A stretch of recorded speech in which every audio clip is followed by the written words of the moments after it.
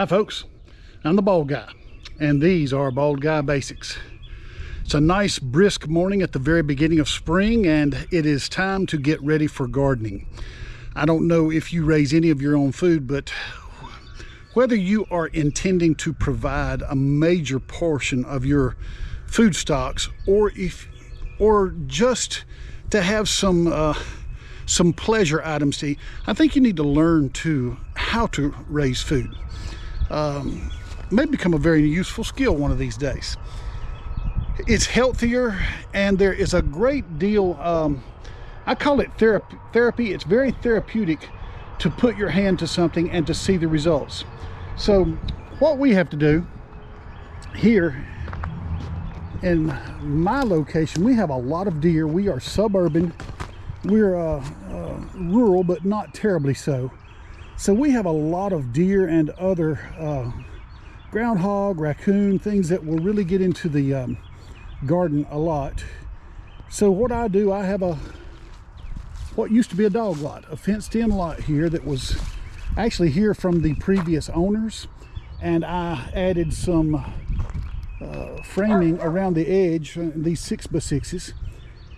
But each year after using it, I noticed that the level of my soil seems to go down. So what I do over here to the side, I have an old stump, and I cover it. It's got a lot of pine needles on it now because, well, here we are. But every time I mow the yard and I sweep up the grass clippings, I put them here. And in the fall, I place these clippings here. Now, why do that? Number one, if you look, there's some greenery here. But usually in the spring, before I started covering it, it was completely covered with weeds and other vegetation. Now I have a half dozen little things that will chop right up. The second thing is, I feed the yard. I put fertilizer, I put lime on it, and those nutrients are actually in the grass clippings. So why not use them? So what I do, I put this on here in the fall, and that allows me to build nutrition into the soil, but I'm also building bulk. The gray that you see there, that's where I throw my ashes during the winter when I clean out the wood stove. So I'm adding potash to the soil. So what we want to do today to prepare things is I'm breaking out the tiller. I have put fresh gas into it because the tank was pretty low, but it has not been started. So this will be my initial start, warm up, and tilling this matted vegetative matter into the soil and breaking up the soil underneath. Now, what I also plan to do, we have a landscaping supply company. They supply mulch and gravel and topsoil. So what I plan to do is to take the pickup and get one good load of composted topsoil, and also place it over the top of this once I have cut all of this up and got the ground a little more prepared for planting. We are March here. First day of spring was yesterday, and yet we don't do a lot of planting in this area of Virginia because of lake frost. For another month nearly, maybe up near Mother's Day or so, I will be able to put some of those items that handles the cold well here in the next few days. I'll be able to plant onions and broccoli, and I can put those really up close to the edge of my framing so that they're not going to take up a lot of room. And then I can plant the more sensitive things like tomatoes, and I usually put some cucumbers here along the fence line and let it run up the fence, and then I can can some cucumbers, make some pickles. And it just takes work, but the work's good for you. So bear with us as we get started this morning.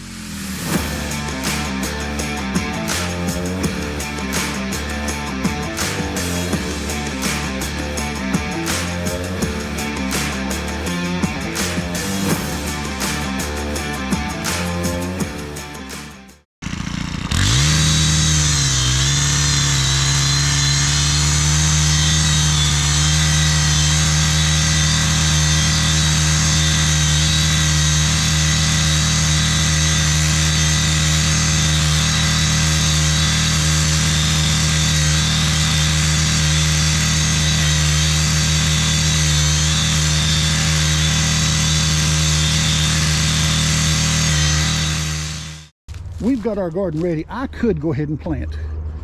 And most likely, down here along the low side, I will eventually put a row of onions. We like fresh garden onions with our meals.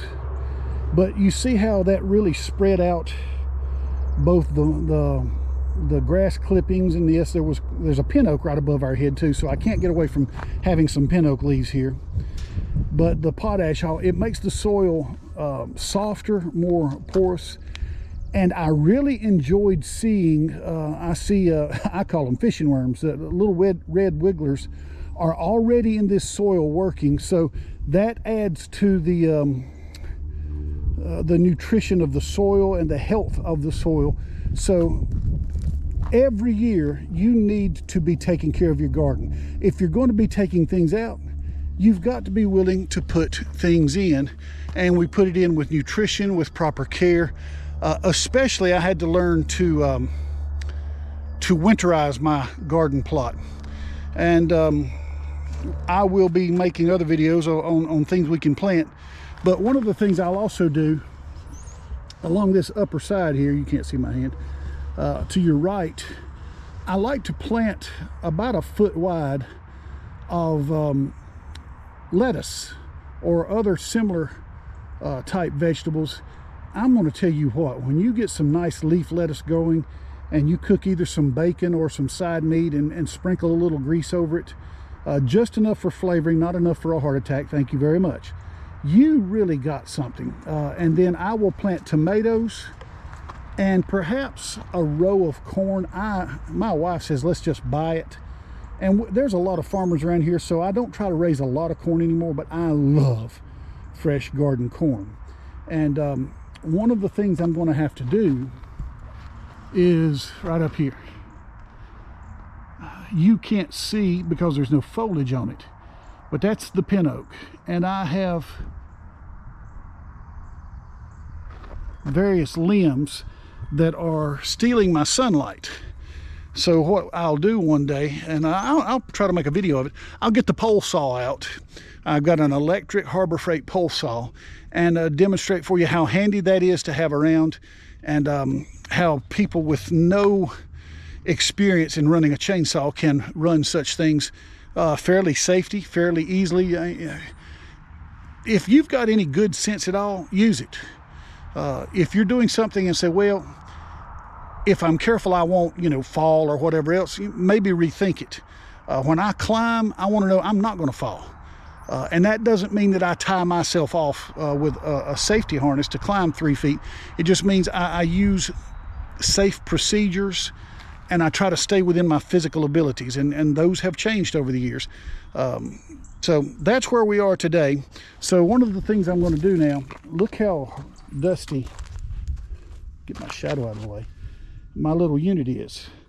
And I preach buying stuff from dealers, but I did buy this from a big box store.